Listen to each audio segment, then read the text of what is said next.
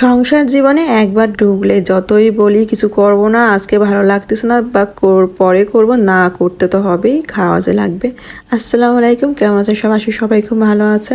তো পেঁয়াজের কালিটা না বাজার থেকে নিয়ে এসলাম, এতটাই সুন্দর ফ্রেশ ছিল, তো ওইটা ভাবলাম মাছ দিয়ে রান্না করি। তবে ভাবতে ভাবতে কি মাছ দিয়ে রান্না করব খুঁজে পাচ্ছি না। পরে ভাবলাম যে ট্যাংরা মাছ দিয়ে করি, এটার সাথে এটা মানায় যাবে। তো এখানে ট্যাংরা মাছ নিলাম, খুব সুন্দরভাবে ধুয়ে পরিষ্কার করে নিয়েছি। আর এগুলো গোয়ার দিয়ে পরিষ্কার করে ধোয়ায় রাখছিলাম, কিন্তু তারপর ওদের ধোয়াটা অন্যরকম হয়ে থাকে, তো পরে আবার ওইগুলো ভালো করে না ধুলেও হয় না।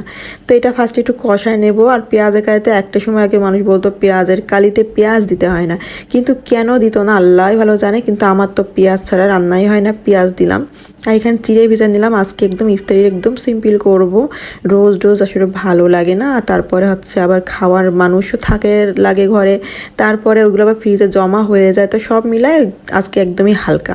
তো এগুলো একটু কষাই নিলাম, তারপরে কষানোর ভিতর দিয়ে দিলাম পেঁয়াজের কলি, তারপর দিলাম আলু। অল্প মানুষের ভিতরে আর অল্প লোকের ভিতরে রান্না অল্প করলেও আবার অল্প থেকে যায়, এই একটা সমস্যা। বুঝি না এটা বরকত নাকি আসলে খাওয়া হয় না বলে থেকে যায়। তো এদিকে আবার যখন আমি চিড়াটা নিয়ে টেবিলে আমার বোনকে দিলাম, আমার ছেলে সেই দুষ্টামি শুরু করে দিছে। সে ওই সবগুলো নেবে, সবগুলো নিয়ে টানাটানি করতেছে, তার পারে না, বাটিটা টেনে নিচে ফেলায় দেয়। এই দুষ্টামি আর দুষ্টামি। তারপরও যাই হোক, ওকে নিয়েই তো সময়।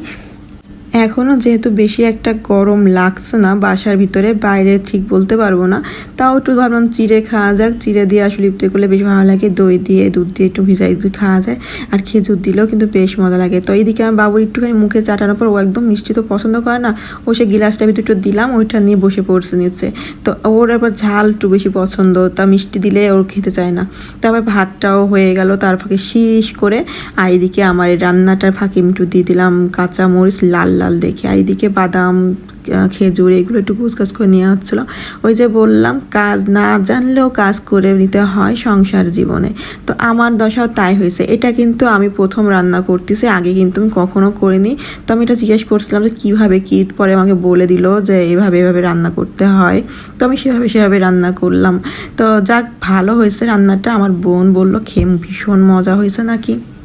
আর এটা কিন্তু পায়েস না, চিড়ে ভিজায় রাখলাম ওইটা, তো সুন্দরভাবে একটু সাজাই দিলাম আর কি, দেখতে ভালো লাগে, খেতেও ভালো লাগে। আর বাদামের জিনিস তো আসলেই খুব মজা হয়। আর দইটা আগেতেই ডিপে রাখা ছিল, তো দইটা বের করে ওখানে একটু হালকা দিয়ে দিলাম মিষ্টি দইটা। তো এই ছিল আজকে টুকটাক একটু ব্লগ আর কি। তো কেমন লাগলো সবাই অবশ্যই কিন্তু বললো।